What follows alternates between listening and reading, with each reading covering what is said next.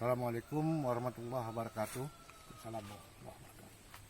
Teman-teman, rekan-rekan sekalian dimanapun Anda berada. Hari ini saya mengunjungi salah seorang teman saya. Beliau adalah pensiunan dari PNS yang berhasil dalam bidang budidaya jernang. Karena beliau memang basicnya adalah sebagai petugas di Dinas Perkebunan dan Kehutanan Kabupaten Pidi, Aceh. Beliau melakukan budidaya ketika pas akan menjelang pensiun. Jadi ketika pensiun beliau sudah berhasil dan menikmati. Hari ini saya berada di kebun beliau bersama beliau Bapak Sari Maulidin, yang kebetulan kebunnya baru saja dipanen 1-2 hari yang belakangan. Kemudian hari ini kami cuma bisa meliput perkembangan kebun beserta beliau yang rencananya kita akan wawancara beliau agar semua kita tahu, semua bisa melaksanakan kegiatan ini dimanapun Anda berada. Artinya beliau tidak lupa akan masa depannya ketika beliau pensiun, punya tanaman yang bisa menghasilkan dan menghidupi keluarganya serta beliau sendiri dan orang-orang lain di sekitarnya. Demikian ini kebetulan Bapak Sari Maulidin di depan saya, dan saya akan menanyakan beberapa hal tentang tanaman jernang. Assalamualaikum Pak Sari. Waalaikumsalam warahmatullahi wabarakatuh. Bapak sudah pensiun Pak? Iya sudah, 3 tahun yang lalu, lebih kurang 3 tahun yang lalu. Sebelumnya saya informasikan sedikit. Sebelumnya saya sebelum masuk pensiun, saya punya cerita karena saya tinggal di daerah Tangsi. Saya bertanya, apa yang lebih cocok setelah usia pensiun kita nanti masuk, sebelum pensiun. Jadi ada 2 pilihan. Kalau tidak jernang tanam, kayu gaharu. Setelah saya pelajari dua-dua ini, berarti lebih dominan kepada jernang. Kayu gaharu, ada contoh barangnya tempat saya. Ini jernang saya udah lebih kurang 6 tahun. Kalau kita lihat perkembangannya daripada gaharu, kayu gaharu itu baru sebesar tangan, pergelangan tangan. Jadi kalau kita lihat dari jernang cuma hanya 3 tahun sudah menghasilkan. Alhamdulillah saya sudah menghasilkan. Jadi sementara gaharu yang saya tanam itu lebih kurang 50 batang sebagai sampel, saya bikin perbandingan. Tapi sampai saat ini walaupun saya pupuk dan segala macam, tapi besarnya belum maksimal, belum bisa kita ambil. Jadi minimal dia nanti 10 atau 15 tahun ke depan. Sementara jernang 3 tahun sudah berbuah. Sebentar Pak Sari, Ya. Saya ingin menyampaikan teman-teman sekalian, saya hari ini berada di kebun Pak Sari Maulidin dengan ketinggian di atas permukaan laut lebih kurang 600 meter. Artinya ini desa Ule Gunung, Tangsi, Kecamatan Tangsi, Kabupaten Pidi, Aceh. Di sini beliau mulai mengabdi sebagai pegawai negeri sipil, kemudian tinggal dan menetap di Ule Gunung.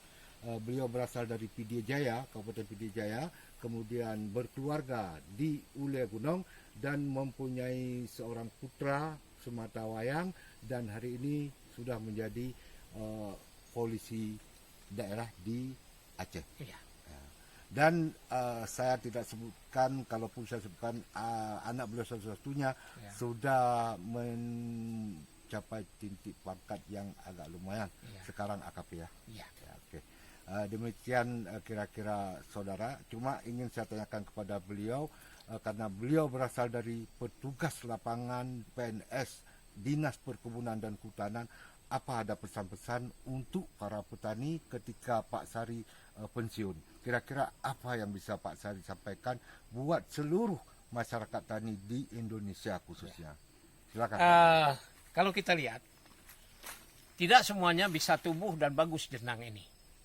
Cuma hanya ada kawasan-kawasan yang tertentu. Contoh di Aceh pun sebagian. Di Aceh sebagian, di Tangsi, Melabuh,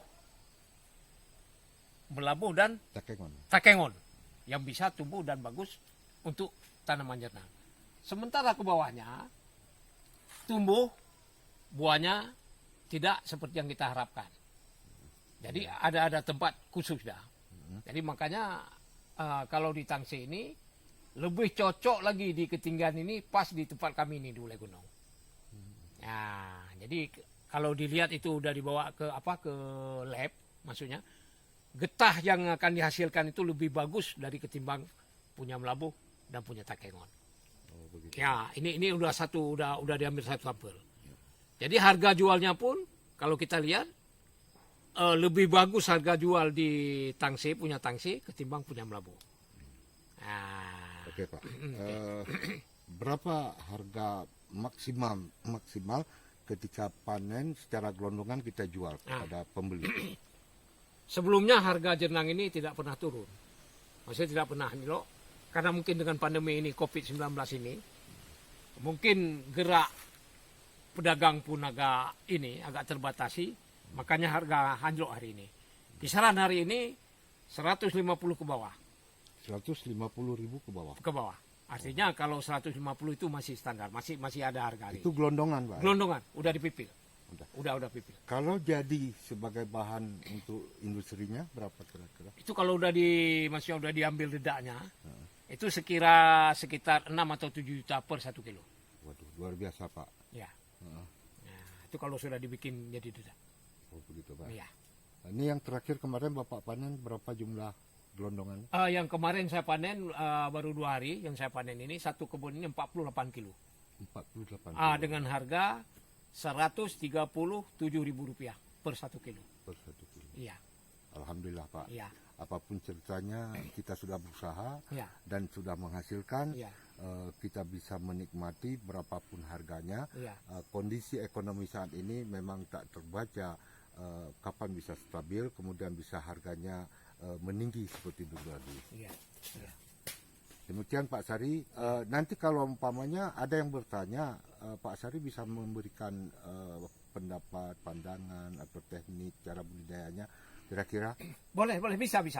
Bisa saya jelaskan sedetil mungkin. Insya Allah ya. Insya Allah. Nanti kita coba membudidayakannya Pak. Betul. Ya, Betul. karena budidaya sangat perlu, sangat butuh. Karena tidak semua orang bisa Iya. dengan penyampaian kita mungkin akan bertambah Iya. pendidikan mereka sehingga mereka bisa berbuat menanam jernang di kemudian hari. Iya. Iya. Baik, terima kasih Pak Sari. Iya, sama-sama. Kita berpisah dulu Iya, ya, boleh. karena waktu. Iya. Kita harus ke tempat lain lagi. Iya. Insya Allah. Oke. Oke. Yuk. Oke, Terima yuk kasih. kita ke tempat lain. Oke. Yuk.